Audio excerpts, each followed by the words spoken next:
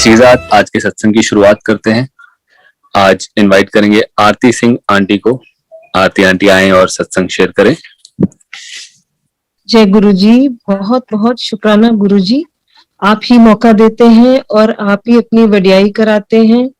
और इसमें मेरे ख्याल से मैं जो आज मेरे दिमाग में एक बात जो सबसे पहले आई थी वो यही कहूं कि गुरुजी सब पे दया करते हैं, सब पे।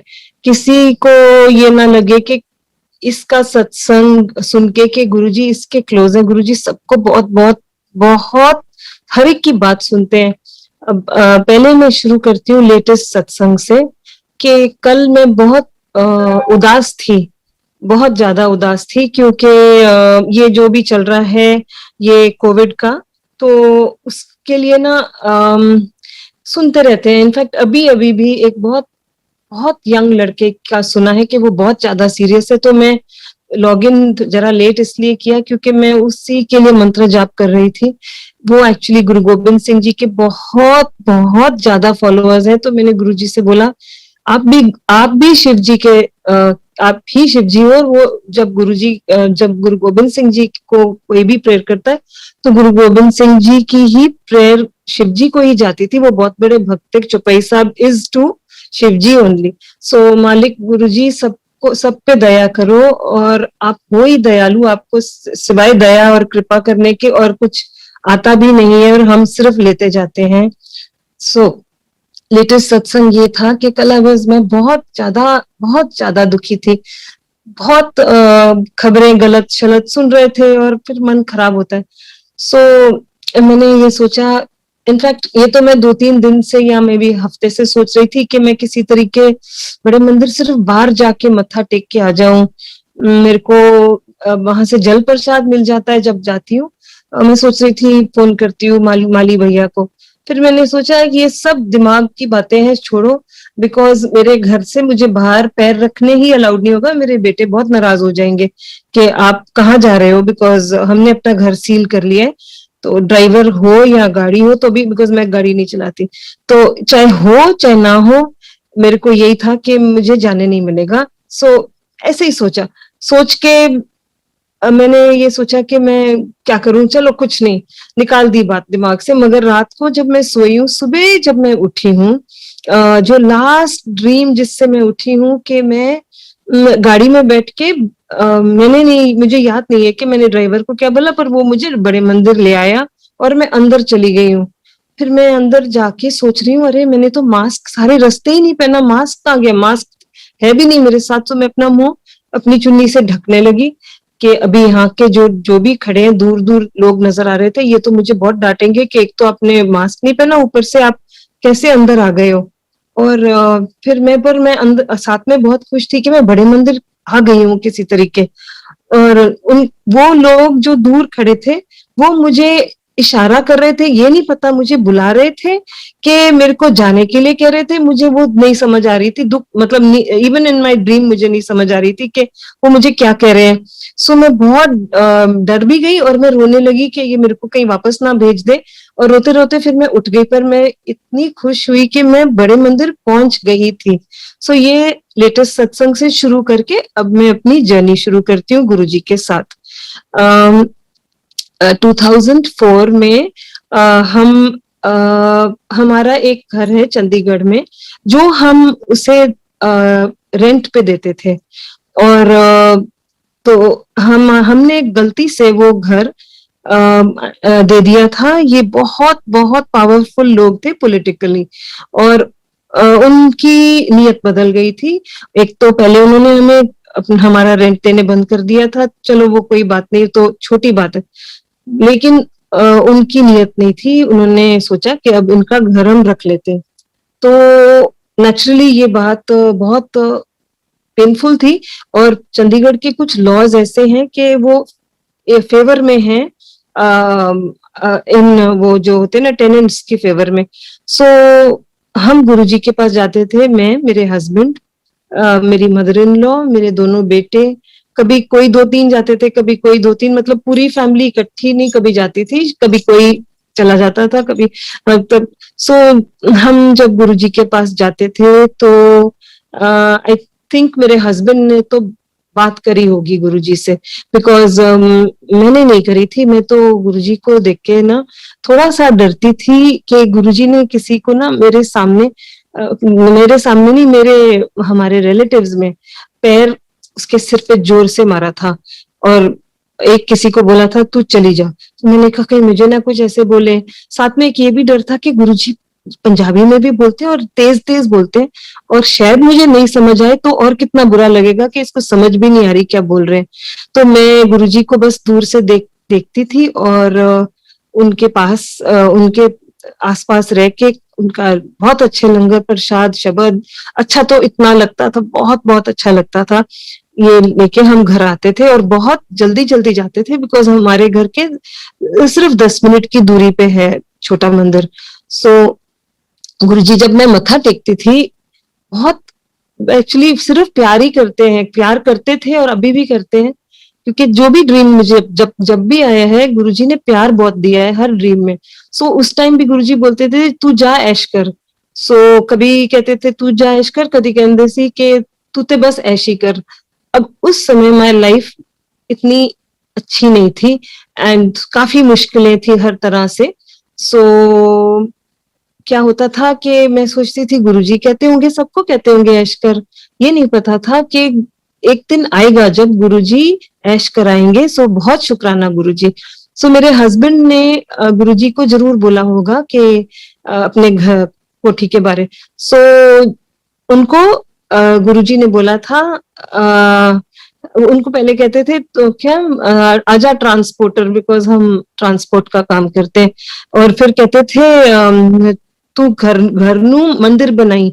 सो जब हमें जो चलो गुरुजी के कहने की बात थी, वो तो मंदिर बनाई मतलब तुम्हें तुम्हारा घर वापस मिल जाएगा। और फिर जब हमें घर वापस मिला तो हमने एक रूम को, चाहे हम यहाँ दिल्ली में रहते थे, हम पूरा बहुत अच्छा ऐसे बाबा जी का रूम एंड गुरुजी की फोटोज लगा के बना दिया था। और वहां के जो केयर टेकर्स थे वो रोज दिया जलाते थे एंड अगरबत्ती जलाते थे। सो चलो फिर उसके बाद हमने कई बारी और भी रेंट पे दिया, और हर बारी लोग ठीक ही मिले, कोई ऐसी प्रॉब्लम दोबारा नहीं आई। और आने वाली थी एक बारी, पहले ही रुक गई, मतलब पहले रोक लिया था गुरुजी ने, बचा लिया था। अब जब हम बड़े छोटे मंदिर जाते थे तो कभी गुरुजी अपनी वैसे ही सिंपल पैंट शर्ट में मिलते थे, साइड बोर्ड पे बैठे। कभी कभी जैसे गुरुजी को सबने देखा हुआ है अपने ब्यूटीफुल कपड़ों में। सो एनीवे वो दिन बहुत अच्छे थे, लेकिन एक ही अफसोस है कि गुरुजी को भगवान नहीं पहचाना उस समय। गुरुजी को गुरुजी समझा जो कि कोई मैजिशियन हो, या जो आप मांगते हो वो तुरंत आपको मिल ही जाता है यहाँ आके। सो सॉरी गुरुजी, अगर आप मेरे को कभी भी किसी भी जिंदगी में कभी भी किसी भी जर्नी में आगे मौका मिले तो अब तो मैं ये गलती नहीं करूंगी कि मैं आपको ना पहचानूं आपके असली रूप में, जो मैं आज पूरी तरीके से समझ गई हूँ। शुक्र है कि बिफोर इस जन्म में ही एटलीस्ट ये समझ तो आई। क्या होता अगर ये समझ ही ना आती एंड तक। सो एनीवे, तो ये हुआ एंड हम जाते रहते थे। वहां पर जो लोग आते थे वो हमारे पहचान के भी थे, पर वहां पर कोई आसपास में बात कोई नहीं करता था। और वो पहचान के हम नहीं जानते थे, पर बाद में पता लगा अरे ये तो स्कूल के बच्चों के माँ बाप हैं, जो बाद में दिखता था ना। यही लगता था कि उस टाइम पे इनके साथ थोड़ी दोस्ती बनाई होती तो शायद ये लोग हमें गुरुजी के साथ जोड़ते रहते, थोड़ा आगे हमारी जर्नी और बढ़ती। बट चलो जैसे जिसको जो भी जितनी समझ थी, जितना होना था वैसे ही हुआ। अब उन दिनों में अच्छा फिर थोड़ी देर के बाद पता लगा कि गुरुजी अब नहीं रहे, और मन तो खराब हुआ, दिल बहुत टूटा। एंड फिर हम बड़े मंदिर जाने शुरू कर दिए। अब वहां गए तो कैसे बार बार गुरुजी ने दिखाया कि वो कौन है, पर मैं नहीं समझी उस टाइम पे।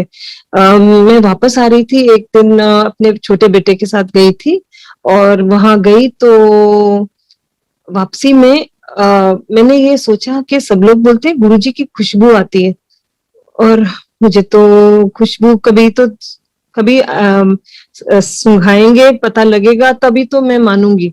ऐसे मैंने सोचा, पर मैंने ये चैलेंज कुछ नहीं किया, बस अपने माइंड में सोचा कि लोगों को आती है। जब घर पहुंचे तो पूरे घर में खुशबू इतनी ज्यादा स्ट्रॉन्ग के मैंने आज तक वैसी खुशबू फिर दोबारा नहीं मिली मुझे। पर उस दिन पूरे घर में, हम जहां जहां जाते थे, चाहे किचन में चाहे कोई भी रूम में, वही खुशबू हर जगह घर में ऐसे फैल गई थी। थोड़ी देर के बाद मेरे हस्बैंड और मेरा बड़ा बेटा जो बाहर गए थे डिनर के लिए, वो वापस घर आए और वो कहते हैं कि मेरे हस्बैंड को ना वो अगरबत्ती से थोड़ी एलर्जी थी उस टाइम। सो वो वापस आके कहते हैं तू फिर राती भी ड्रामा उन राती शुरू कर देता है। उन्होंने सोचा मैंने अगरबत्ती जलाई है। तो मैंने कहा नहीं नहीं, ये आज कोई अगरबत्ती नहीं है, तो खुशबू है, ये गुरुजी की खुशबू है। कहते अच्छा, तो चलो वो सो गए। पर गुरुजी ने दिखाया जो मैंने सोचा, और उन्होंने दिखा भी दिया। तो भी वो बात वो जो मैं आपको बताऊंगी किस पॉइंट से मेरा फेथ बहुत ज्यादा ही स्ट्रांग हुआ। सो एक मेरे हस्बैंड के एम्प्लॉय थे, उनका बेटा बहुत बहुत ज्यादा ही बीमार था। इनफैक्ट डॉक्टर्स ने उस बच्चे को जवाब भी दे दिया था। तो उसको जो था, आई डोंट नो क्या एग्जैक्टली था, पर उसके पैरों से लेके ऊपर तक कोई चीज थी, कोई जो बीमारी थी वो ऊपर ऊपर ऊपर ऊपर जाती जा रही थी। एंड डॉक्टर ने बोला था अभी नेक से ऊपर जाएगा ना तो फिर इट्स ओवर, फिर खत्म, क्योंकि ये ब्रेन में जा सकता है, फिर फिनिश्ड है। तो अब ये जो लड़का था जो जिसका बेटा बीमार था, वो किसी भी स्पिरिचुअलिटी में नहीं था, ना कोई भगवान, ना कोई गुरु, ना कोई। तो वो कहता था मुझे किसी ये चीजों में फेथ नहीं था। सो किसी ने गुरुजी का छोटा सा स्वरूप इसको दिया और बोला कि आप इसको बेटे के तकिए के नीचे रख देना हॉस्पिटल में। वो कहता है मेरा क्या जाता है, मैं रख देता हूँ। उसने ऐसे सोच के रख दिया, पर वो रखता गया और वो बच्चा ठीक होता गया, और डॉक्टर्स भी हैरान कि इतने बीमार से इतना ठीक। मतलब ये तो फिर इसका फेथ बन गया, ये बड़े मंदिर भी जाने लगा। एंड अब तो फिर बस उसके बाद तो जय गुरु जी, जय गुरु जी। और वो हमें बहुत बहुत बातें सुनाता रहता था, आता था हमारे घर तो कुछ कुछ बताता था, जिससे हमारा फेथ बार बार बढ़ता था। मगर हाँ चलो बढ़ता था, चलो फिर भी वो वाली बात मेरे में नहीं आ रही थी जो आनी चाहिए थी, जो जिसके लिए मैं बहुत सॉरी हूँ गुरुजी। फिर एक लड़की थी जो मेरे बेटे के क्लास में पढ़ती थी, और उसकी बड़ी बहन थी। ये दो बहनें थी और उनकी मम्मी सिंगल मदर थी। उसने बोला कि मैं थोड़े दिन के लिए अपनी बेटियों का 2 दिन के, पता नहीं 4 दिन के लिए अपनी बेटियों को आपके घर छोड़ सकती हूँ, क्योंकि मैं दिल्ली से बाहर जा रही हूँ। तो मैंने बोला क्यों नहीं। अब उसकी जो बड़ी वाली बेटी थी, वो उसको कुछ मेंटल प्रॉब्लम हो गई थी। मेंटल एज इन के वो बहुत मोटी थी, और उसके माइंड ने उसको बोला कि तुम बहुत मोटी हो, तुम कुछ नहीं खा सकते। तो उसने खाना पीना बिल्कुल बंद किया था। वो सिर्फ डाइट कोक पीते पीते कुछ 45 किलोज की हो गई थी। बहुत ज्यादा पतली और सुकड़ी, मतलब जैसे सिर्फ हड्डियों के ऊपर मांस होता है वैसे लगती थी। आंखें भी उसकी बाहर निकल आई थी। अब ये लड़की ब्रिलियंट बहुत थी, बहुत पढ़ाई में तेज थी। सो इसको फुल स्कॉलरशिप के साथ अमेरिका में एडमिशन मिली हुई थी। और उन्होंने बोला था अगर इसका वेट इतने किलोज का होगा तो हम इसको लेंगे, नहीं तो हम ऐसे समझते हैं कि ये बच्चा बीमार है, हम बीमार को कैसे अपने कॉलेज में लेंगे, फिर तो हम इसके ट्रीटमेंट पे ही पैसा खर्चा करते जाएंगे। सो ऐसे सोच के उन्होंने इसको मतलब ये कंडीशन लगा दी। अब मैं गई बड़े मंदिर और मैं गुरुजी के आगे इस बच्चे के लिए अरदास करने लगी। मैंने कहा गुरुजी इस बच्चे को ठीक कर दो, ये थोड़ा सा वेट इसका पुट ऑन हो जाए। घर आई तो मैंने वो लाइट ऑफ डिविनिटी बुक खोली, और एक पैराग्राफ जो खुला वो ही पैराग्राफ था, girl will put on weight. उसके आगे कोई और किसी की स्टोरी थी। मुझे पता था गुरुजी ने सुन लिए। और देखो गुरुजी पे विश्वास भी था, मांगती भी थी। और पर जो आज की मेंटल स्टेट है, जो जिस तरीके से आज गुरुजी को मानती हूँ, बस मैं यही चाहती मतलब मेरी ये इच्छा थी कि मैं वैसे तब मानती। सो ये लड़की, इसका वेट भी ठीक होने लगा और ये बाहर गई और आज ये लड़की इतनी फेमस फिल्म प्रोड्यूसर बन गई है वहां की। उसके पता नहीं फिल्म कोई बहुत अच्छी इसमें चूज हुई है। सो जय गुरुजी, जिसको गुरुजी ने ब्लेस करना होता है उसको गुरुजी फिर फुल देते हैं, मतलब आधा रास्ता नहीं छोड़ते, उसको पूरा ऊपर तक ले जाते हैं। सो अब मैं सोचती हूँ मेरे हिसाब से कि शायद मैं हमेशा ही गुरुजी का बच्चा थी। आई थिंक वो ओल्ड संगत न्यू संगत वाली वही बात जो कहते हैं, क्योंकि हम कितने बच्चों को देखते हैं, मेरे से 20-30 साल छोटी हैं ये लड़कियां जो इतनी ज्यादा फेथ में हो, जो कभी गुरुजी से मिले भी नहीं थे। सो शायद मैं गुरुजी का कोई पुराना बच्चा ही थी, बिकॉज मैं बचपन से शिव जी की पूजा करती थी एंड मंडे का फास्ट रखती थी। एंड हमारे घर के नीचे ही एक शिव जी का मंदिर था, मैं रोज वहां मत्था टेक के फिर कॉलेज जाती थी। एंड मैंने जैसे मतलब उस टाइम पे बड़ी सियानी बनी थी अपनी तरफ से। मैंने ऐसे डाला था, मतलब जैसे कोई मेन्यू कार्ड नहीं होता, मुझे ऐसा हस्बैंड चाहिए जो ऐसे भी हो और वैसे भी हो और ऐसा भी होना चाहिए और वैसे, मतलब पूरा उनको हर मंडे ये ऐसे मांगती थी और उन्होंने दिया भी वैसे ही, बिकॉज आई थिंक भोलेनाथ होते ही ऐसे हैं कि वो प्यार करते हैं अपने बच्चों को, बस मांगने की देर होती है और वो दे देते हैं। शायद यही मेरी अंडरस्टैंडिंग है। एंड फिर मेरी शादी हुई और यहाँ पर मैं आई तो मैं सरदारों के घर में आ गई। एंड बहुत मेरे को यहाँ का ये रिलीजन बहुत अच्छा लगा, बहुत प्रैक्टिकल लगा, बिकॉज आई थिंक कुछ भी चीजों से पहले ये कर्मों को बहुत जोर देते हैं। एंड मेरी मदर इन लॉ ने मेरा थ्राइस अ वीक में तो फास्ट रखती थी, और वो थ्राइस अ वीक को मेरी मॉम इन लॉ ने इतने प्यार से छुड़ाया, कभी नहीं बोला कि ऐसे ना करो तो वैसे करो, बिकॉज वो रिचुअल्स में तो थे ही नहीं। तो वो ये कहते थे कि बच्चे वही दिन बुरा होता है जिसमें तुम मालिक को याद ना करो, तो और या किसी का दिल दुखाओ, वो दिन बुरा होता है। तो मैंने ये बात को सच्ची में समझा कि बात कितनी प्रैक्टिकल सच्ची अच्छी बात बोल रहे हैं, और मैंने फिर फास्टिंग ये सब छोड़ दिया। और मैं यहाँ पर फिर मूल मंत्र सीखा, फिर मैंने जपजी साहिब सीख लिया, फिर चौपाई साहिब सीख लिया, फिर सारे पाठ सुखमनी साहिब सीख लिया, दुखभंजनी साहिब सीख लिया। मतलब मुझे बहुत चाव था कि मुझे आना चाहिए। अब हिंदी तो ऐसे ही थी मगर इंग्लिश स्क्रिप्ट में, और सुन सुन के सब सीख लिया। तो अब बहुत बड़ी कृपा जो मैं सुनाती हूँ, जिससे मतलब कि जब मालिक को दिल से याद करो तो वो चीज कैसे वो मालिक ना सुने। सो मेरी जब शादी हुई तो शादी के हफ्ते बाद, अभी हम हनीमून पे जा रहे थे, रास्ते में मेरे पेट में बहुत ज्यादा जोर से दर्द हुई और मेरे हस्बैंड ड्राइव कर रहे थे, हमने शिमला जाना था बहुत ज्यादा। तो वो तो देख के घबरा गए कि इसको क्या हो गया। तो हम पहुंचे हैं परवाणु, और वहां कोई डॉक्टर था लोकल, वो बिलियर्ड खेल रहा था, तो मेरे हस्बैंड ने उनको बुलवा लिया कि जरा आके देखिए इसको क्या हुआ, इसकी तबीयत ठीक नहीं लग रही। तो वो कहते मैं तो ये भी डर गया था, नई नई शादी हुई, तेरे को कुछ हो गया तो मेरे ऊपर आ जाएगा कि इसने मार दिया।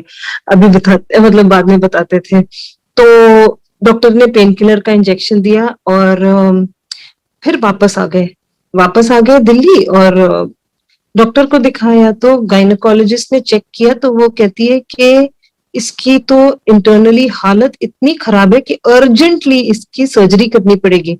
सो क्या था कि मेरी ओवरीज के ऊपर सिस्ट थे, दोनों ओवरीज पे, और कह रही थी पूरी बॉडी में इन्फेक्शन फैली हुई है पूरा सिस्टम में, सो पूरा क्लीन करना पड़ेगा, इतनी इन्फेक्शन है। सो अर्जेंटली उन्होंने वो सर्जरी करी, एक ओवरी निकाली, एक ट्यूब निकाल दी, दूसरी ओवरी को भी स्क्रेप किया, और वो बाद में उसने मेरे इन लॉज को, फैमिली को बोल दिया कि शायद इसका कभी बच्चा नहीं होगा, बिकॉज जो भी मैंने छोड़ा है बॉडी में वो भी इनकम्प्लीट है, वो मतलब वो अच्छा वो ठीक कंप्लीट नहीं है, प्रॉपर नहीं है। सो शुरू हो गई मेरी दौड़ डॉक्टरों के पास। अभी गायनेकोलॉजिस्ट, एक के बाद दूसरी, दूसरी के पास तीसरी, सबके पास गई। 3 साल तो सिर्फ यही करती रही कि हर डॉक्टर से यही सुनने को मिला, बेस्ट डॉक्टर से, कि मुश्किल है, बहुत मुश्किल है। सो अंदर से मेरे एक आवाज हमेशा कहती थी, नहीं ये बिल्कुल हो ही नहीं सकता, ये तो होगा ही, मेरे तो बेबीज आएंगे, मेरे तो बच्चे आएंगे, मेरे तो बच्चा आएगा, आएगा ही आएगा। अब ये कौन था, ये हुए, ये यही होगी जो मेरे अंदर मेरे गुरुजी होंगे, जो उस टाइम भी मुझे हिम्मत दे रहे थे या मुझे पॉजिटिविटी में रख रहे थे। सो 3 साल के बाद हमें बॉम्बे जाना पड़ा, बिकॉज वहां पर हमारे जो पार्टनर्स थे उससे डिवीजन हो रही थी और दोबारा हमने बॉम्बे ऑफिस सेट करना था। सो मुझे मौका मिला, ये तो उनकी करनी थी कि बॉम्बे भेजा। वहां गए तो वहां मैंने पूछा कि यहाँ कौन सी अच्छी गायनी है, तो मुझे 2 नाम दिए मेरी कजन ने। तो मैंने चूज की वो गायनी जो थोड़ी सस्ती थी, बिकॉज उस टाइम पे हमारा नया नया बिजनेस शुरू होना था। अब जिसके पास गई वो तो मालिक ने भेजा, वो उसने बोला कि मैं पहले ये करूंगी, अगर ये ठीक नहीं होगा तो ये करूंगी, अगर इससे भी नहीं हुआ कंसीव ये करूंगी। उसने लिस्ट दी 1 2 3 4 5 स्टेप्स की। फर्स्ट स्टेप उसने किया तो वो फर्स्ट स्टेप में ही फिर वो उसने मेरे को बहुत ज्यादा वो हो गई थी, यूरिन इन्फेक्शन बहुत बहुत स्ट्रांग हो गई थी। उसने बोला था ये मन तो कोशिश भी मत करना, कंसीव नहीं करना प्लीज, बिकॉज आपने बहुत स्ट्रांग एंटीबायोटिक खानी पड़ेगी। तो मगर होनी जो होनी थी, मैंने फर्स्ट टाइम मतलब उसी टाइम कंसीव ही कर लिया। तो हम तो रोए, मेरे हस्बैंड और मैं, क्योंकि हमारे लिए ये इम्पॉसिबल चीज हो गई। एंड 4.5 years आफ्टर मैरिज मेरा बेटा हुआ। सो मैंने सोचा चलो हो गया, अब दोबारा तो कुछ हो ही नहीं सकता, बिकॉज वो तो डॉक्टर ने हेल्प करी थी। एंड आफ्टर 1 year मेरा छोटा बेटा के लिए मैं कंसीव कर गई, एंड मेरे दोनों बेटे फिर 2 साल के अंदर दोनों बेटे आ गए। और जय गुरु जी बहुत दया हुई, बिकॉज आज की डेट में भी अगर आप मेरी हिस्ट्री देखोगे तो जो कहते हैं ना, बिना वो सिस्टम, इनकम्प्लीट रिप्रोडक्टिव सिस्टम में बच्चा हो गया, बच्चे हो गए, एक नहीं दो, शुक्राना गुरु जी। सो ये तो ग्रेस ही ग्रेस है, बियॉन्ड साइंस है ना हर चीज, कोई बात है। सो अब ये ग्रेस हुई। और उसके बाद मेरा जो छोटा बेटा था ये थोड़ा पढ़ाई में एवरेज था। एवरेज तो मैं एक्चुअली बड़ा माइल्ड वर्ड यूज कर रही हूँ, पर वो पास होता था तो मैं बोलती थी थैंक गॉड, शुक्र है शुक्र है। और जो बड़ा था वो बहुत पढ़ाई में बहुत ज्यादा तेज था, वो पढ़ता ही नहीं था और वो मतलब बहुत फुल मार्क्स ले आता था। अब अगेन मेरे अंदर एक वो पॉजिटिविटी थी कि मैं बच्चे को कभी कॉम्प्लेक्स नहीं देती थी, ना मैं उसको बोलती थी तुम नहीं पढ़ते या तुम्हारे में ये कोई प्रॉब्लम है, तुम क्यों नहीं पढ़ते हो। बट एक्चुअली मैं अंदर से चिंतित भी बहुत थी, टू बी ऑनेस्ट, कि मेरे को एज अ मदर बहुत फिक्र थी। सो ऐसे ही अच्छा, मेरे हस्बैंड ट्रैवल बहुत करते थे, वो मुझे पूछते रहते थे अच्छा दोनों की रिपोर्ट आ गई, हाँ जी ठीक आ गई, अच्छा किया, हाँ हाँ बहुत अच्छा किया, चलो चलो। ऐसे साल पे साल निकलता गया। और लकीली इनके स्कूल की पॉलिसी थी कि प्रमोट करते जाओ। अब जब बच्चा 10th में आया तो मुझे बहुत ज्यादा अंदर से इस बात की फिक्र थी कि जितनी चीज मैंने अब तक छुपाई थी दुनिया से, सबसे, हस्बैंड से, सबसे, अब वो चीज अब तो सामने आ ही जाएगी, बिकॉज अगर ये पास भी नहीं हुआ तो मैं क्या करूंगी। मैंने एक काम शुरू किया जो मैं हर एक को बोलूंगी कि ये सच में इतनी पावर है ना मालिक के नाम में। और फिर मैं आपको बताती हूँ क्या किया मैंने। गुरुजी का मेरे पास एक कीचेन था, पेंडेंट नहीं था उस टाइम, तो वो मैं एक ऑर्डिनरी कप, मेरे पास वो भी नहीं था, तांबे का बर्तन या कुछ नहीं था, मैं एक कप लेती थी, उसमें मैं बंगला साहिब का अमृत, थोड़ा पानी, एंड साईं बाबा की उदी, एंड मेरे गुरुजी का ये किचन, ये तीनों चीजें, ये सब चीजें डाल के अपना हाथ ऊपर रखती थी उसके। और मैं शब्द एक था, वो शब्द में पाठ करती थी और मैं उसको रोज ये फिर पिलाती थी एंड सुखमनी साहब का पाठ भी करती थी। एंड ये लड़के ने अच्छा कर लिया। मैंने कहा चलो क्लास 10 निकल गया, अच्छा हो गया। क्लास 11 आया, क्लास 12 आया। क्लास 12 में अब होता है कॉलेज की एडमिशन कैसे होगी, बिकॉज अगर बेकार मार्क्स आए तो इंडिया में तो मिलेगा नहीं, और बाहर मिलेगा तो कोई ऑर्डिनरी सा कॉलेज में मिल जाएगा, बिकॉज वहां तो चलो हर टाइप के बच्चे को ले लेते हैं, मगर फिर अच्छे कॉलेज में नहीं मिलती। तो फिर वही, वो तो पाठ जारी था, सब था, और फेथ तो था ही था, फेथ तो हमेशा ही था। तो सेम किया, और इस बच्चे ने इतना अच्छा किया कि उसको उसके मन पसंद के कॉलेज में उसको स्कॉटलैंड में एडमिशन मिली। इसने फिर किया मैथमेटिक्स ऑनर्स, उसने अंडर ग्रेजुएशन करी, फिर इसने पोस्ट ग्रेजुएशन करी, और इसको सब टाइम बीच बीच में स्कॉलरशिप्स देते रहते थे, बिकॉज ये फर्स्ट आता था, कभी सेकंड आता था कॉलेज में। सो ये जय गुरु जी, बिकॉज आई, मैं सच में कहती हूँ, मैं तो इवन यहाँ तक, गुरुजी माफ करना, वो बच्चा भी ना कभी सुने माँ की दिमाग की बात गंदी।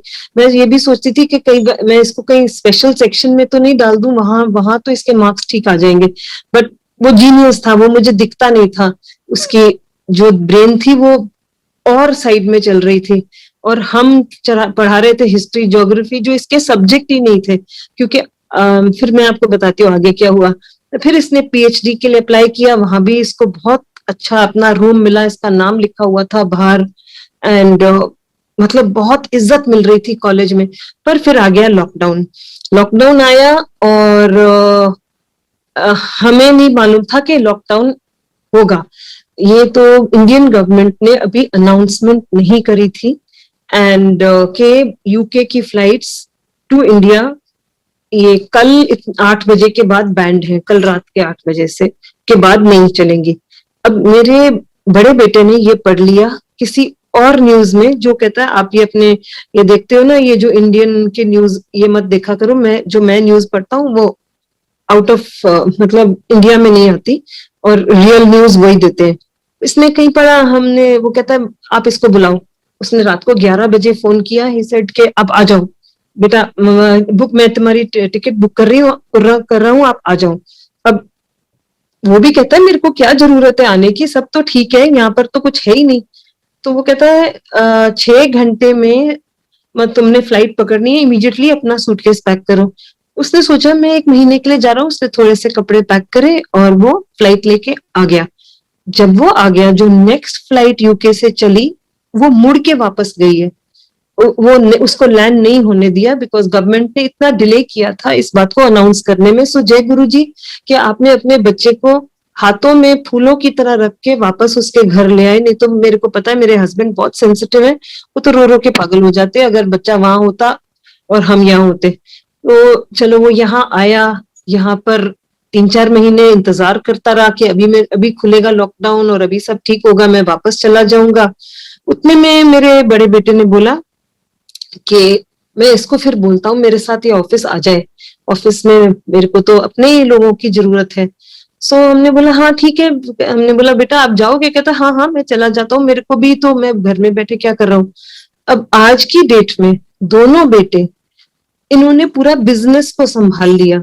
मेरे हस्बैंड और मेरे ब्रदर इन लॉ, वो अभी धीरे धीरे रिटायर होने शुरू हो गए, और ये बच्चा जो है ये आगे, ये दोनों, अच्छा जो जो छोटा वाला बेटा है जिसके लिए मैं इतनी फिक्र करती थी, उसने पूरा फाइनेंस और पूरे बिजनेस को कंप्यूटराइज कर दिया आईटी में। मतलब वो कहता है जो आप लोग एक एक महीना एक एक काम करते थे, वो हम एक दिन में करते हैं कंप्यूटर पे। अब ये आदमी को भी हम हटा सकते हैं, मतलब उन्होंने काफी एम्प्लॉयज भी हटा दिए, बिकॉज अभी वो काम इतना फास्ट स्पीड में हो रहा है, रिप्लेस हो गया। सो जय गुरु जी, शुक्राना गुरु जी, ये चीज तो मैंने कभी सपने में नहीं सोची थी। मेरा बड़ा बेटा कहता था कि मैंने 1 साल पेरिस में काम किया है, वहां का कल्चर बहुत अलग है, मेरे को पैसों की जरूरत नहीं है, मैं नहीं आऊंगा इंडिया, मैं तो यहीं पे रहूंगा। और उनकी प्लानिंग थी कि बेटे, वो कहता है मैंने नहीं आना, वो कहता है मैं प्रोफेसर बनूंगा।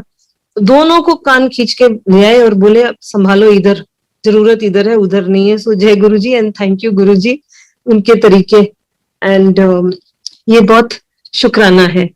अब मैं थोड़ा हाँ, जिन दिनों में छोटा वाला आ गया था, उस दिन उस टाइम क्या हुआ, उसके आने के 1-1.5 महीने बाद मेरे हस्बैंड ने बेटे को कुछ पैसे दिए। अब उस समय जिस समय पैसे दिए थे, वो सुबह का टाइम था, मुझे याद भी है। तो वो अपने बहुत सारे पेपर अपने ना वो सॉर्ट आउट कर रहा था, फैलाए हुए थे पेपरों को। पेपर को जब फैलाए हुए थे तो उसके बीच में हस्बैंड ने आके उसको पैसे दिए। अब वो पैसे इसने कहीं जल्दी से रख दिए। बाद में इसको वो पैसे ना मिले। अब मुझे लगे कि ये ना बहुत पहले ही इतना इंट्रोवर्ट सा बच्चा है, पैसे भी मतलब गुमे हैं, और ऊपर से इसका जो मॉरली बहुत डाउन हो जाएगा, इसमें कितना वो लैक ऑफ कॉन्फिडेंस आ जाएगा कि मेरे से पैसे नहीं संभले। हफ्ता भर ढूंढते रहे। मैंने खुद अपने हाथ से पूरा कमरा मीन्स 1 इंच या बोलते 1 सेंटीमीटर मिलीमीटर वो कमरे का नहीं छोड़ा। गद्दे उठाए, अब पूरा कमरा उल्टा पुल्टा कर दिया, नहीं मिले। बार बार वो कहता है मामा मेरे ख्याल से मैंने ये ब्रीफ केस में डाले, वो ब्रीफ केस को मैंने 10 बार खोला खुद। ये रात को 1-1 बजे उठ के वही ब्रीफ केस देखता था, नहीं मिले। अब मैंने ट्यूसडे को सत्संग रखना था, घर में रखा था, रखना नहीं था, रखा था। तो संडे को मैं बाबा जी के रूम में गई और मैंने ऐसे ही बोला, सिर्फ मतलब इतनी ये भी नहीं कि जोर से कोई प्रेयर करता है वैसे। मैंने बोला गुरुजी ट्यूसडे को सत्संग है, आज संडे है, अगर आप उससे पहले पहले ये पैसे ढूंढवा देते हो ना, तो बड़ा मेरा माइंड फ्री में वो सत्संग होगा, कितने आराम से वो सत्संग होगा। मैं ये बात बोल के बस नीचे आई और जोर से ऊपर से ना सबकी आवाजें आई कि वो मिल गए मिल गए। मैंने कहा ये क्या बोल रहे हैं। मैंने बोला क्या हुआ, कहते भाभी जी वो पैसे मिल गए। मैंने कहा किधर मिले। वही ब्रीफ केस में जिसको हमने 10 बार, मैंने तो अपने आप देखा होगा, बेटे ने तो शायद 100 बार देखा होगा, उसी में मिले। कहता मॉम इसमें पड़े थे। मैंने कहा बेटा हमने तो कितनी बार देखा है इसको। तो एनीवे शुक्राना गुरुजी, इस टाइम पे मतलब ये बात अब छोटी लग रही होगी मगर ये बात बहुत बड़ी भी थी। Because I don't know, because जब गुरुजी आपकी एक आवाज सुनते हैं तो आपको वो चीज बहुत अच्छी लगती है, ऐसा लगता है कि वो सुन रहे हैं।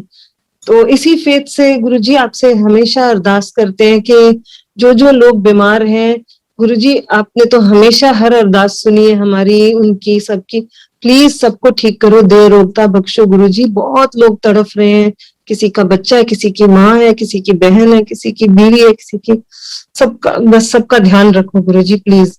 सो अब मैं आती हूँ 2019 में, जब गुरुजी मेरी लाइफ में इस तरीके से आ गए कि अब मैं नहीं जाने वाला हूँ, अब तो मैं हूँ। सो हाँ, मैं गई थी सैन डिएगो।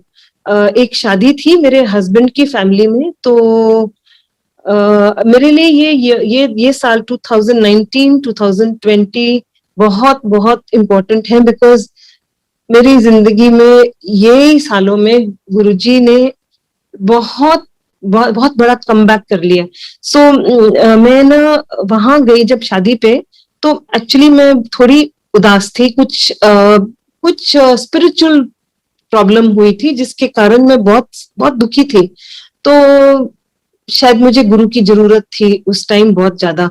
सो एक लड़की थी वहां पर, वो आई थी न्यूयॉर्क से, वो आई थी उसी शादी पे, वो मेरे इनकी कजन की फ्रेंड थी।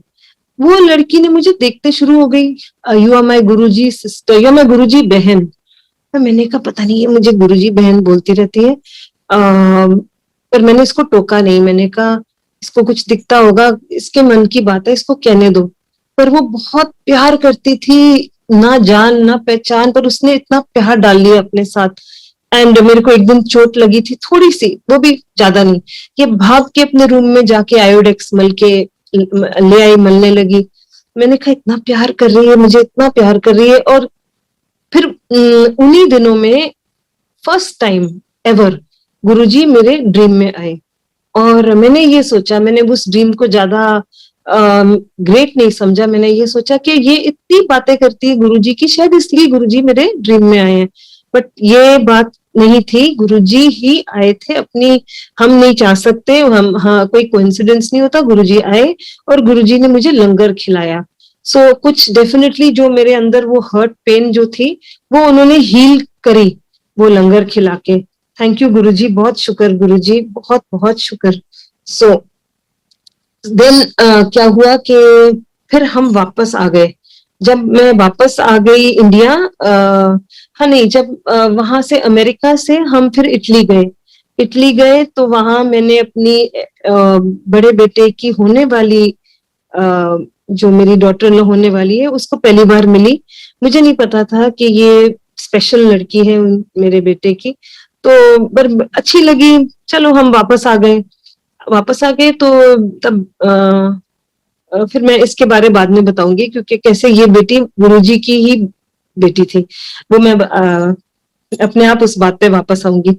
सो वापस आए तो जिस कारण मैं बहुत सैड थी, वो चीज वापस इंडिया में आके वो चीज वापस सामने आई बहुत विद फुल फोर्स।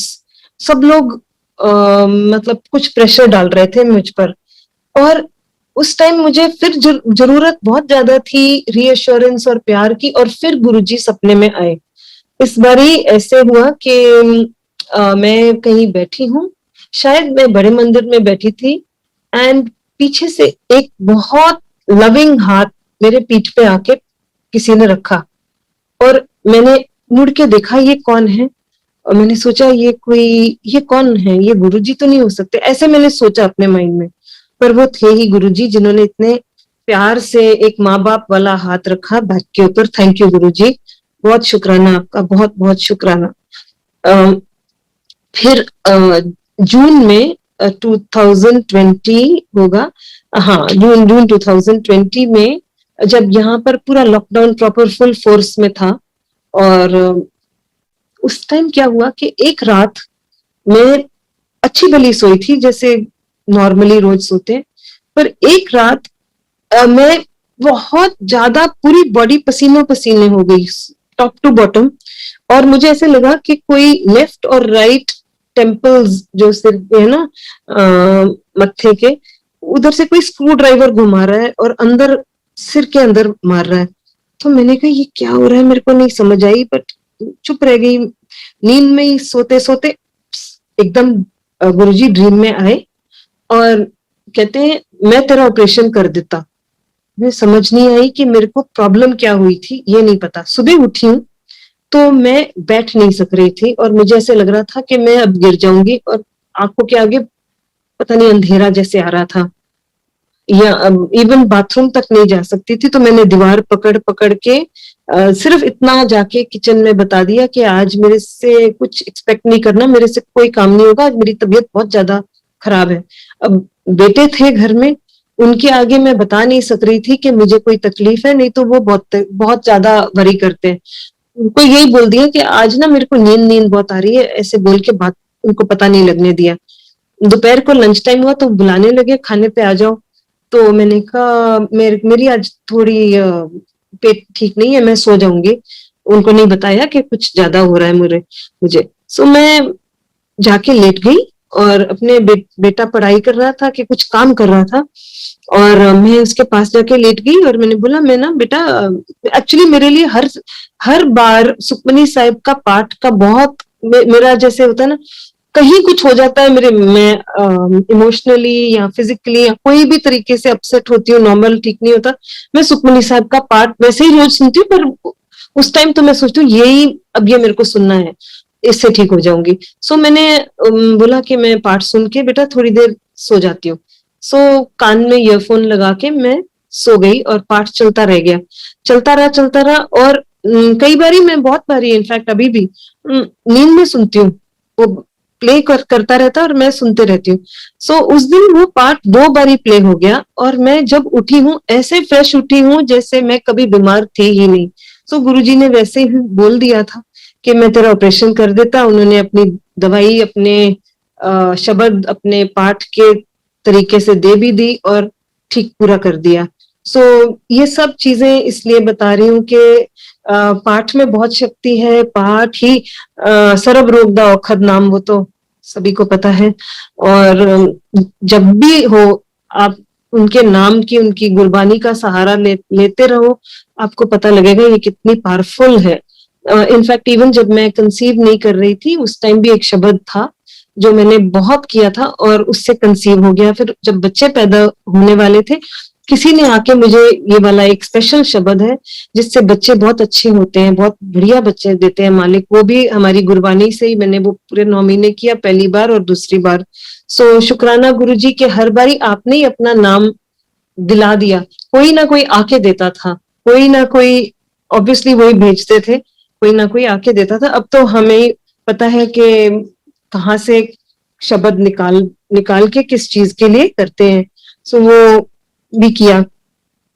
तो फिर क्या हुआ कि इतनी देर में ना मेरा बेटा कहता है कि एल्डर वन, जिसको मैं जो बेटी को मैं मिली थी इटली में, वो कहता है मामा वो she is coming to stay. उसने नेचुरली उसने भी देखना होगा कि कहाँ रहते हैं, कौन है इसके माँ बाप, ये इनकी रहनी सहनी होता ही है, बट नेचुरल उसने ही इनवाइट किया कि आप आओ हमारे पास। सो ये आई। 1 महीने में मुझे ऐसे लगा कि ये मेरी किसी जन्म की बेटी है, डेफिनेटली वो है, बिकॉज मैंने वो एक सेकंड के लिए नहीं फील किया कि ये कोई दूसरी कंट्री की कोई और ही लड़की। उसका जो सोल है ना वो बहुत इंडियन है। और सबसे प्यारी बात जो इसकी मुझे लगती है कि ये बच्चा हर चीज में I am so grateful, I am so grateful बोलती रहती है, शुक्राने में ही रहती है।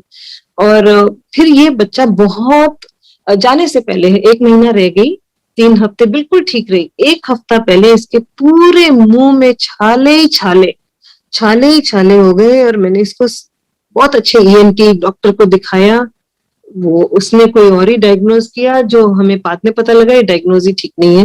एनीवे उसके जाने के दिन हो रहे थे, इसने पोस्टपोन किया तो भी ये ठीक नहीं थी, ट्रैवलिंग के इसमें नहीं थी कि ये ट्रैवल कर सके। बट मैंने अपनी सिस्टर इन लॉ को बोला कि प्लीज मुझे एक गुरुजी का पेंडेंट ला दो इसके लिए। फिर इसको बोला कि तू ये अपने पास रख। ये बच्चा ने अब तक वो पेंडेंट अपने साथ रखती है। ये बात अब 2 साल पुरानी हो गई है। तो यही कहना था कि गुरुजी ने इसके पास आना था, एंड इसके अब ये साथ ही है, इसके पास ही है, ये गुरुजी का ही बच्चा है इसीलिए।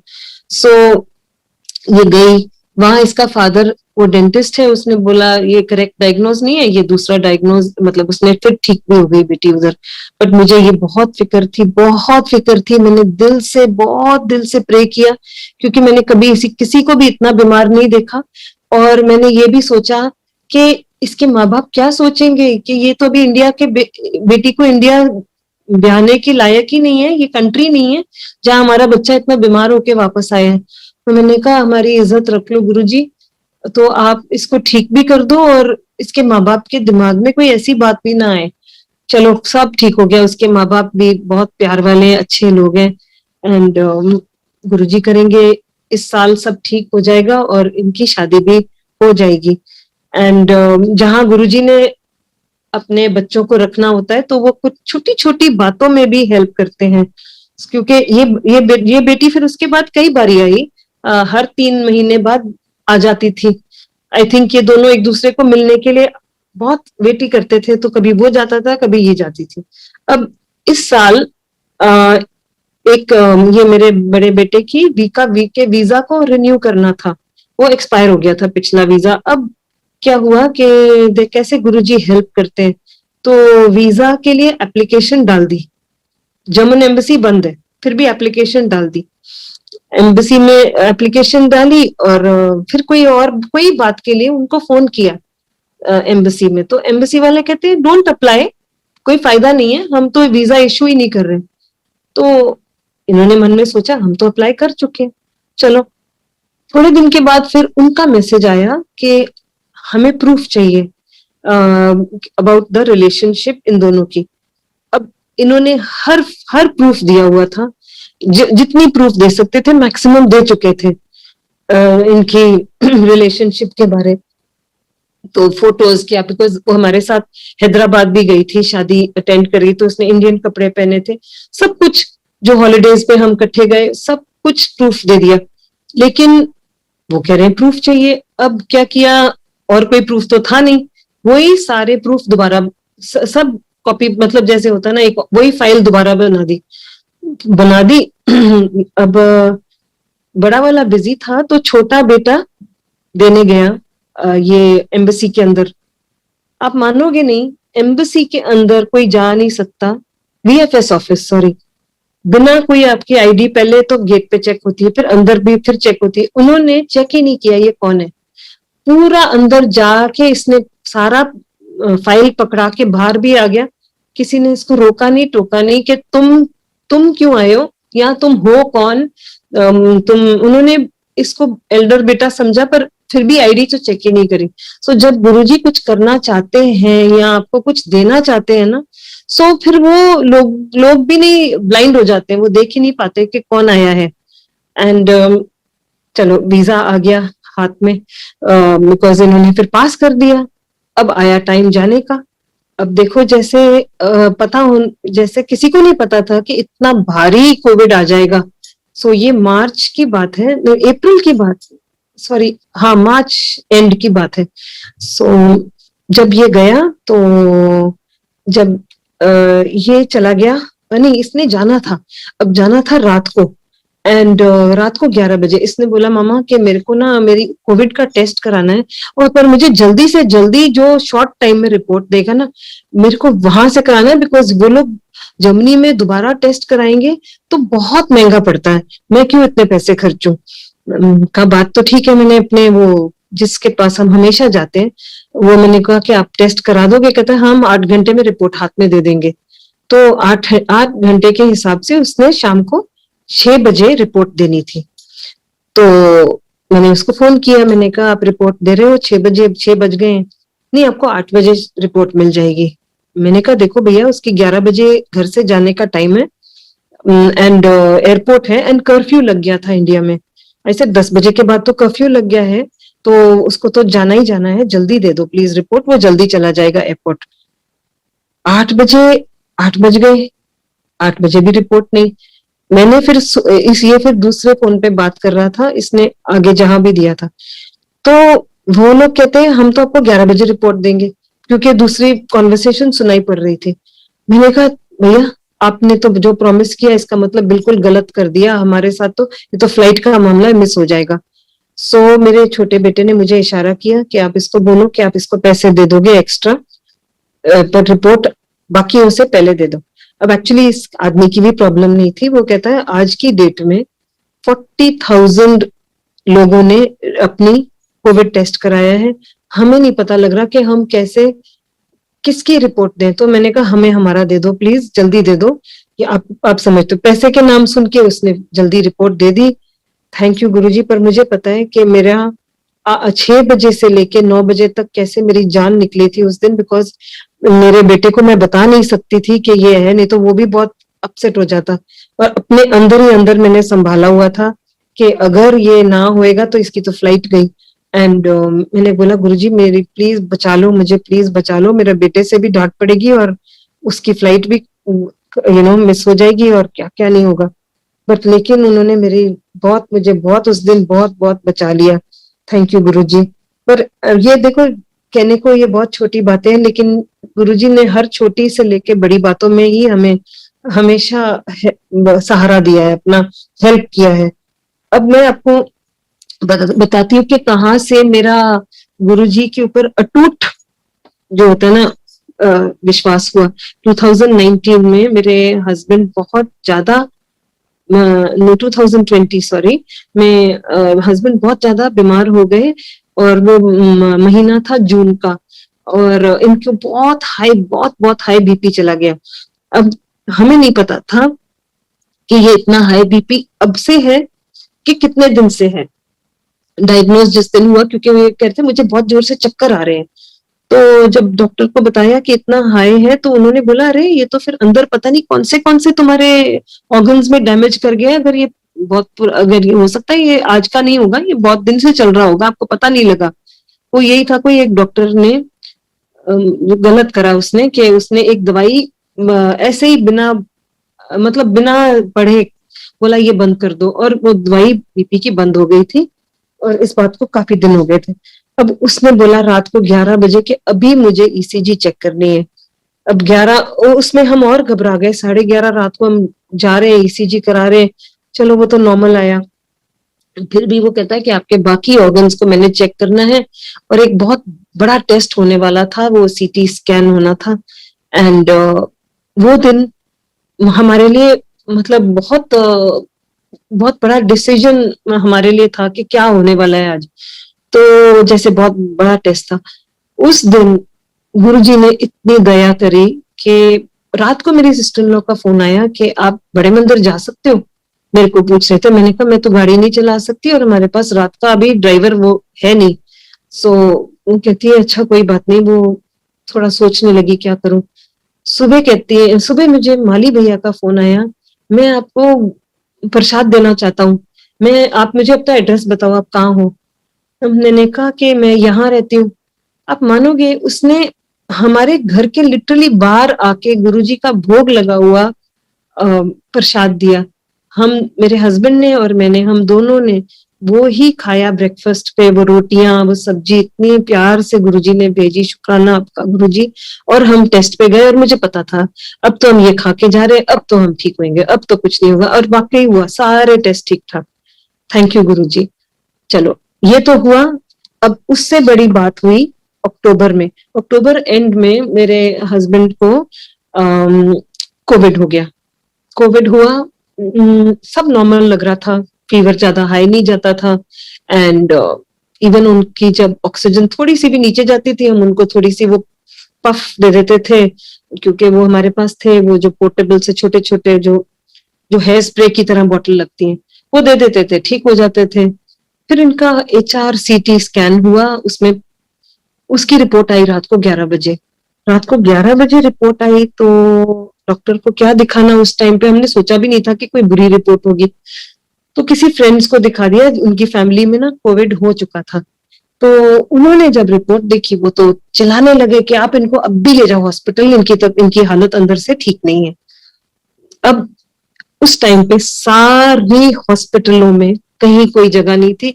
आज आज तो बहुत ही वर्स्ट है, पर उन दिनों में भी काफी बुरी हालत थी, कहीं हॉस्पिटल में जगह नहीं थी। अब देखो गुरुजी की क्या प्लानिंग। 3 महीने पहले, ये तो अक्टूबर की बात है ना, अराउंड जून जुलाई में मेरे बेटे ने उसके एक दोस्त की हेल्प करी थी। तो वो बेटे ने, वो फ्रेंड ने बोला कि अगर आपको कभी भी कोई हॉस्पिटल या डॉक्टर रिलेटेड हेल्प चाहिए होगी ना, तो मुझे मुझे कह देना।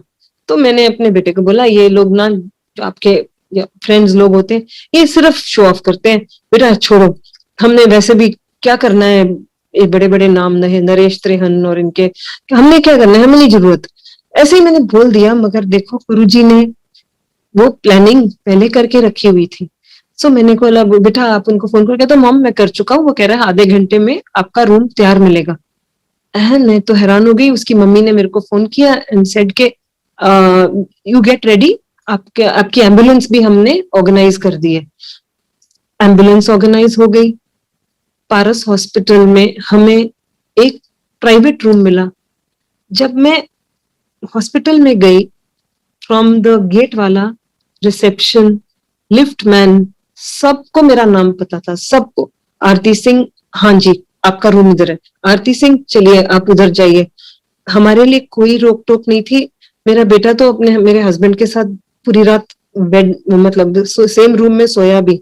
इतनी हमने एक्चुअली बेवकूफी करी, हमें पता ही नहीं था, मतलब पता भी नहीं था, मगर वो जो एक्चुअली पता होने के बावजूद वो जो हमने एक मेल नर्स रखा था, वो उल्टा मेरे हस्बैंड को बहुत ज्यादा इरिटेट कर रहा था, तंग कर रहा था, अपना चार्जर दे दो मुझे, मुझे ये चाहिए, मुझे वो चाहिए। सो मेरे बेटे ने बोला मुझे आज यहीं रहना पड़ेगा इसको जरा कंट्रोल में रखने के लिए।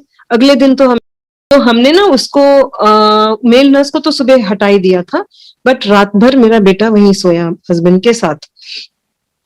अब उन्होंने हमें नर्स, डॉक्टर, सबके फोन नंबर दिए।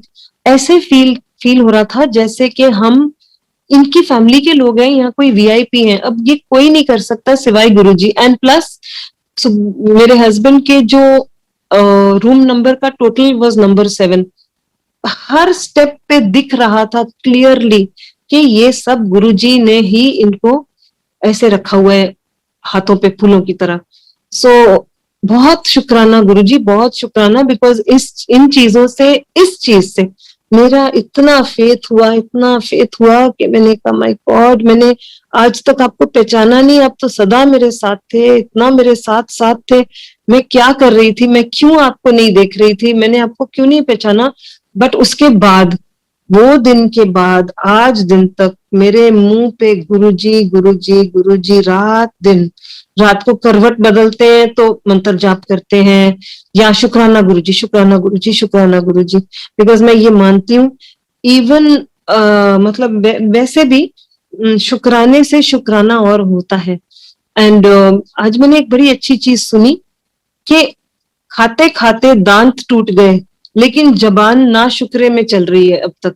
मतलब ये हमारी ह्यूमन नेचर है कि इतना जो मिल रहा है, इतना जो मिल रहा है, उसका शुक्र ही नहीं कर रहा, वो जबान फिर भी अपनी गलत शलत चलती है। सो सॉरी गुरुजी, क्योंकि हम रोज अपने आप को इस चीज को टोकते हैं और रोकते हैं कि बिल्कुल गलत नहीं सोचो, कुछ भी मतलब, और किसी का दिल ना दुखाओ। ये बड़ी ज्यादा चीजें हैं जो हम डेली अपने अपने ऊपर इस चीज को लगाते हैं कि संभाल के सोचो, सोच की भी सही भी सोचो, सोच के भी सोचो, गलत भी मत सोचो। एंड जो एक लेसन जो अभी तक मेरे को, मैं गुरुजी से अभी मांगने लगी हूँ रोज, कि अगर किसी ने दिल दुखाया है, उसको अपने दिल से, उसके लिए जो भी आपको है उसको निकाल दो, फॉरगिव करो, लेट गो, लेट गो। कई चीजें बड़ी मुश्किल होती हैं, बट गुरुजी हिम्मत देंगे और अकल देंगे और करवा देंगे। सो ये एक था। फिर ये बहुत अच्छा हुआ जो मैंने हमेशा सोचती थी, मेरे के दिमाग में हमेशा ये बात होती थी कि दिल्ली में जो लोग सत्संग रखते हैं, इसमें थोड़ी सी मुझे लगता था रेस चल पड़ी है। बड़े से बड़े केटरर होते हैं, और ये वालों के घर में है और वो वालों के, मुझे लगता था कि ये रेस में मुझे नहीं जाना। मैंने जो कनेक्शन स्पिरिचुअल होता है ना, वो फ्रॉम द हार्ट टू गुरुजीज हार्ट, हार्ट टू हार्ट होता है। ये सब चीजें ये पैराफ्रेनेलिया में नहीं है। सो मुझे जैसे मेरा दिल चाहता था ना, वैसे गुरुजी ने दे दिया। ये जो जूम के सत्संग है, कोई किसको नहीं जानता, कोई किसको नहीं जानता, लेकिन किसी का नहीं पता ये कहाँ के हैं, ये वो वाले हैं कि ये वाले हैं, किसी का मतलब स्टेटस नहीं पता किसको। लेकिन जो उनके सत्संग सुनने को मिलते हैं, उनसे इतना कनेक्ट होता है इंसान। मुझे लगता है ये मेरा डेली डोज है, ये मेरा टॉनिक है। सो मैं ये टॉनिक के लिए क्रेजी हो गई हूँ। मैं रोज कोशिश करती हूँ एक सत्संग तो एक दिन में सुन ही लूं। एंड फिर ऐसे ही हुआ कि थ्रू जूम एक लड़की बहुत यंग थी, उसने मेरे को ऐसे ही बोला कि डू यू हैव शिव पुराण। सो मैंने कहा नो। मैंने सोचा ये वहां की है, ये थोड़ी मेरे को लेके देगी। सो कहती गिव मी योर एड्रेस। मैंने कहा ये बाहर बैठी है, ये नहीं दे सकती, चल इसको एड्रेस दे दिया। 3 दिन के बाद शिव पुराण आ गई घर में। मैंने कहा अब क्या करूं, है भी हिंदी में, अब तो क्या करूं। पहले तो मैंने अपने जो पूजा का सामान है उस ड्रॉर में रख दिया। अगले दिन मैं सोच रही हूँ कि ये चीज ठीक नहीं है, मैंने ऐसे रख दिया है, बेअदबी नहीं करनी, तो सोच रही थी। और उस टाइम पे मैंने एक सत्संग सुना। एक यंग लड़का, आई थिंक कहाँ का था, वही अमेरिका से ही था, अंशुमन। उसका सत्संग उसी टाइम वो कहता है, जिनके पास हिंदी की शिव पुराण है, जिनको पढ़ने में मुश्किल आती है, पर गुरुजी ने वो भी आसान कर दिया। मैंने कहा अरे ये क्या कह रहा है, तो मेरे जवाब दे रहा है। सो वो कहता है कि यूट्यूब में हिंदी में सुन लो, और साथ में अपनी शिव पुराण खोल के आप साथ साथ पढ़ सकते हो। मैंने वही शुरू किया, रोज एक चैप्टर मेरा उस दिन से शुरू हो गया। तो गुरुजी ने शिव पुराण भी दिलाई, पढ़ाने का तरीका भी सिखाया, और मेरे साथ मेरी 2 जो बहुत प्यारी सहेलियां, उनको भी दिला दी। मैंने कहा कि आप लोग को चाहिए, आपको चाहिए, ऐसे करके मतलब वो भी अब पढ़ती हैं। सो गुरुजी के तरीके हैं, ये बहुत अच्छे तरीके हैं। और छोटी छोटी चीजें जब होती थी दरबार शेयरिंग, तो मैंने हाँ नहीं, वो बाद में हुई, दरबार शेयरिंग तो बाद में हुई।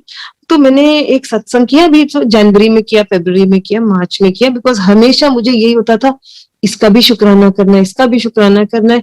महीने में एक एक तो मुझे शुक्राना करना ही चाहिए गुरु जी का सत्संग करके। तो मैंने बहुत मतलब मैं ड्राइंग रूम में किया। तो ड्राइंग रूम में किया तो मेरे हस्बैंड मुझे कहते हैं, तू ड्राइंग रूम में करती है जो गुरुजी का सत्संग, तो ऐसे ये दरबार बाबा जी के रूम में क्यों नहीं सजाते हो? सो मैंने कहा कमरा छोटा है, मैंने क्या पता नहीं क्या बहाना किया, क्योंकि इनको यही होता है कि मेरे हस्बैंड को, कि मेरे बाबा जी को कहते मेरे बाबा जी को क्या फील होता होगा। तो मैंने कहा, मेरे पास कोई जवाब नहीं था। अगले दिन मुझे मैसेज आया कि आप दरबार शेयरिंग करोगे।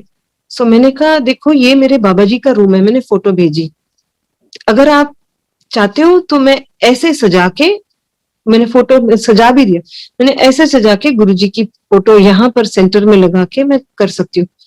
वो गुरुजी ने उसी टाइम पूरी कर दी कि दरबार शेयरिंग फ्रॉम बाबा जी रूम। और मेरे हस्बैंड बहुत खुश हुए कि वो कहते हैं कि मतलब ऐसे कोई भी छोटी छोटी चीज ना वो गुरुजी सुनते हैं और हर चीज को ऐसे ही ऐसे दिखाते हैं जैसे अपने आप हो गई, मगर पीछे हर चीज के वही कराने वाले हैं। फिर मैं ना अपने बेटों को रोज ये गुरुजी का जल, अभी भी मैंने वही रखा हुआ है, उनके एक पेंडेंट, उनकी छोटी सी एक मेरे पास है गड़वी, उसमें जल पिलाती हूँ रोज, उनको पिलाती हूँ और खुद भी पीती थी। मेरा बेटा ऑफिस जा रहा था, ये लॉकडाउन से पहले की बात है, तो ऑफिस जा रहा था, तो मैंने कहा एक मिनट रुक रुक पिला के पी के जाओ। तो मेरे हस्बैंड पीछे खड़े थे तो कहते मैनू नहीं पिलाएंगी। तो मैंने कहा है, मैं तो इनको पिलाने से डरती थी, ये मैंने सोचती थी ये बोलेंगे कि ये फिर अब ना हो, अब इसने ये भी एक नया कराना शुरू कर दिया मुझे, अब ये भी बोलती है ये कर। सो मैंने पिलाया, मैंने कहा एक मिनट आप पियो, फिर अगले दिन भी पिलाया। तीसरे दिन कहते हैं क्या तूने ये पानी में कुछ मीठा डाला? मैंने कहा नहीं। कहते हैं इसमें फूलों की भी खुशबू है और ये मीठा भी है। अब देखो गुरुजी का जल इज जस्ट जल एंड स्वरूप, बट उसमें कैसे इनको खुशबू भी आ रही थी और इनको मीठा भी लग रहा था। सो जय गुरुजी। और आज वो दिन से लेके आज दिन तक ये भी रोज पीते हैं और बड़े शौक से हाथ आगे करके जल लेते हैं। So thank you Guruji, because मुझे बहुत हिम्मत मिलती है कि पूरी फैमिली गुरुजी का जल पीती है, अमृत पीती है, और इसमें हम सबको ब्लेसिंग्स मिलेंगी ही और मिलती भी हैं। सो छोटी छोटी चीजें, हर चीज उनको कहाँ से याद, मतलब उन तक पहुंच जाती है, जो हमारी सोच है वो भी पहुंचती है, मांगते भी नहीं है तो भी वो उनको पता है, ऐसे हो जाता है। फिर पहला नवरात्रे पे मैं नवरात्रों में दुर्गा सप्तशती का पाठ करती हूँ। सो मेरी सहेली ने मुझे फोटो भेजी अपने पूरा माँ का, जैसे उसने बड़े प्यार से सजाया हुआ था। मैंने कहा इतना अच्छा सजाया है। फिर मैंने इसको बोला कि चलो मैं भी पाठ करके ना आपको फोटो भेजूंगी, ऐसे बोला और पाठ किया, फोटो भेजी। दोपहर को मैंने सोचा कि मैं जरा देखूं तो सही फोटो भी कैसी खींची, मैंने उल्टी पुल्टी तो नहीं भेज दी। तो जब मैंने वो फोटो ध्यान से देखी तो पीछे फोटो मतलब वो पूरे जहां सजावट थी उसके पीछे एक ये क्या कहते हैं पर्दा था, पर्दे के ऊपर बाबा जी, साईं बाबा और नाग देवता, ये तीनों बहुत क्लियर नजर आ रहे थे। सो फिर मेरे को एक बैम्बी आंटी का सत्संग याद आया, जब बैम्बी आंटी कह रही थी कि मेरे 10 गुरुज और मेरे बाकी जो भी फोटोज थी सब पे अमृत आता है, सिवाय गुरुजी के पे नहीं आता मगर बाकियों पे आता है। कहते मेरे को इससे ये पता लगता है कि सारे जो गुरु हैं, देवी देवता हैं, वो बहुत खुश हैं कि गुरुजी आ गए हैं। तो मेरे को भी यही फीलिंग है, क्योंकि सबके स्वरूप बन गए उसके ऊपर। वो बहुत क्लियर पिक्चर आई थी। शुक्राना गुरुजी। एंड ऐसे छोटी छोटी चीज में ना वो हमारा फेथ बनाते हैं, बिकॉज मैं बहुत बाबा साईं बाबा की बहुत भक्त हूँ, एंड माता रानी की भी। तो नेचुरली उन्होंने अपना दिखा दिया कि हम सब एक हैं, और ये मुझे पक्का पता है, ये बिल्कुल एक है। वैसे भी जब मैं कोई पाठ भी करती थी ना, तो इवन साईं बाबा को भी प्रे करती थी तो मैं अपने शब्द ही पाठ करती थी।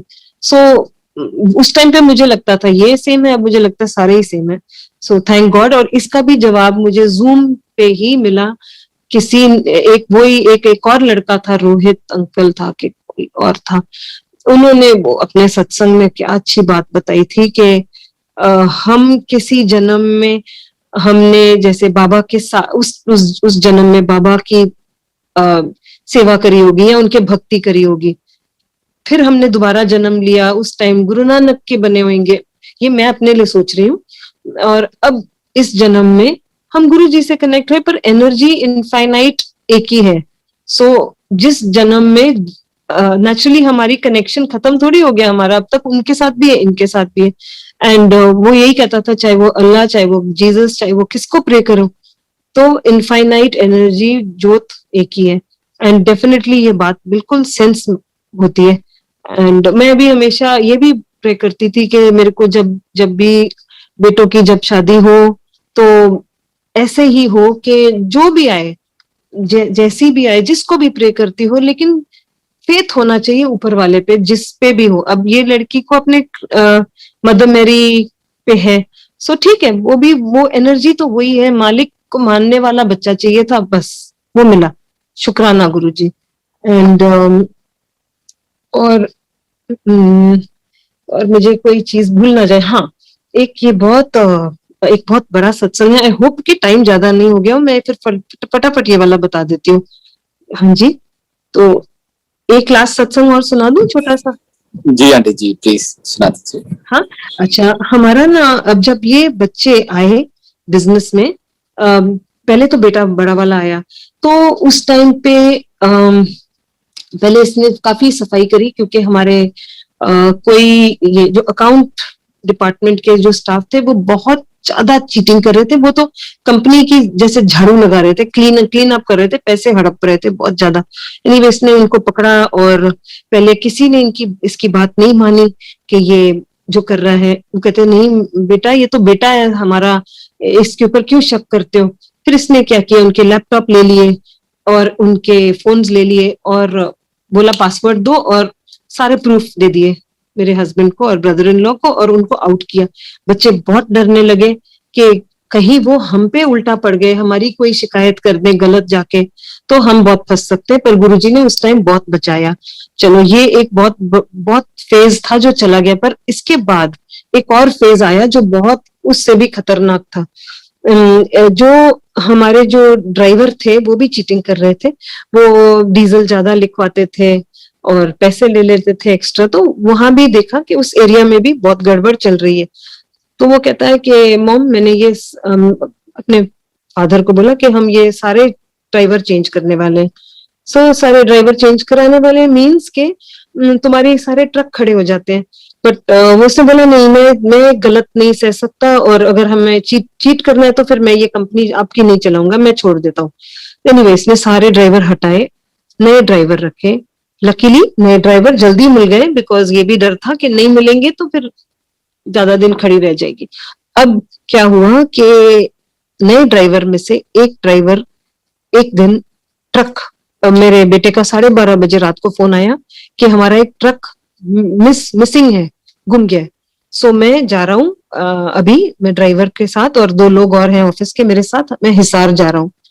तो मैंने कहा, अब देखो कैसे अपना अंदर एक आवाज होती है जो हमेशा आपको पॉजिटिव रखती है। मैंने कहा बेटा मिल जाएगा, आप जाओ, कोई बात नहीं। मेरे हस्बैंड ने फोन को वो रखा था साइलेंट पे, मैंने कहा उनको डिस्टर्ब नहीं करेंगे, आप जाओ। वो गया, 2:30 बजे फोन आ गया, मॉम ट्रक मिल गया है। चलो अच्छा हो गया, बट ये अभी बात खत्म बिल्कुल भी नहीं हुई थी। तो 2:30 बजे ट्रक तो मिल गया। सुबह पता लगा कि वो ट्रक में उस ड्राइवर ने रास्ते में रुक के ड्रग भरे थे गाड़ी में, एंड 500 किलो ड्रग्स। सो उस ड्राइवर को तो इन्होंने बंद कर दिया था उसमें लॉकअप में। अब ये खबर न्यूज़पेपर हिसार में आ गई थी। जब लकीली ये गुरुजी ने बचा लिया कि कंपनी का नाम नहीं आया। अभी सुबह मेरे हस्बैंड नींद से उठे तो वो मुझे कहते हैं कि तेनू पता है कि असि सारे बंद हो जाएंगे, हमारी रेपुटेशन खराब हो जाएगी। अब ये बहुत सीरियस केस है ड्रग्स का, स्मगलिंग का, या जो भी, ये बहुत बुरा, ये बहुत गलत चीज है जो हमारे साथ हो गई है। सो मैंने बोला कुछ नहीं होगा, कुछ नहीं होगा। तो ये ना सारी फैमिली मुझ पे हंसती है। आपको तो एक ही डायलॉग आता है, कुछ नहीं होगा, डोंट वरी, सब ठीक होगा। बट ये है, मेरे को पता नहीं क्या है जो मेरे को हमेशा बोलता है कि नहीं, तुम स्ट्रांग रहोगे, तुम्हारी फैमिली ठीक चलती रहेगी। सो मैंने यही किया, मैंने कहा कुछ नहीं होगा, सब ठीक होगा। अब हम पे कृपा क्या हुई, उस आदमी ने अपने आप को बचाने के लिए ये नहीं बोला। वो कह सकता था कि इन्होंने मेरे को बोला कि रास्ते में भर लो, या अपने आप को बचाने के लिए हम पे गलती थोप थोप सकता था, पर उसने ऐसे नहीं किया। उसने बोला ये मैंने ही भरे हैं, यहाँ पर रुका था। और दूसरी बात जो हमारी फेवर में गई कि ये आदमी ये काम पहले भी कर चुका था कई बारी, जहां भी ये पहले काम करता था। सो ऊपर से मेरे हस्बैंड ने किसी को फोन किया कि तुम्हारे समधी हिसार में रहते हैं, तो उनको कह दो कि हमारी हेल्प कर दें, वहां के लॉयर पुलिस से मिला दें। वो मेरे हस्बैंड के वर्ड्स में वो कहते हैं कि वो आदमी इतना अच्छा निकला। वो कहते हैं वो तो हमारी ऐसे हेल्प कर रहा है जैसे कि जैसे भगवान खुद आए होते हैं। अब ये कौन कर सकता है कि भगवान उतर के खुद आए ना उनके रूप में। सो जय गुरु जी। उसके बाद 15 दिन के बाद सारा माल मिल गया, और थोड़े दिन के बाद ट्रक भी मिल गया। सो इतनी बड़ी बड़ी मुसीबतों से ऐसे निकाला है जैसे कि कुछ होता ही नहीं, जैसे कि कुछ है ही नहीं। हस्बैंड की लाइफ तो इन्होंने पहले 3 बारी बहुत बारी बचाई है, बट वो बारी वो सारे वो बोलूंगी तो मेरे को 1 घंटा और चाहिए होगा। बट जय गुरु जी, बेअंत शुक्राना गुरु जी, सारी संगत को इकट्ठा करने का,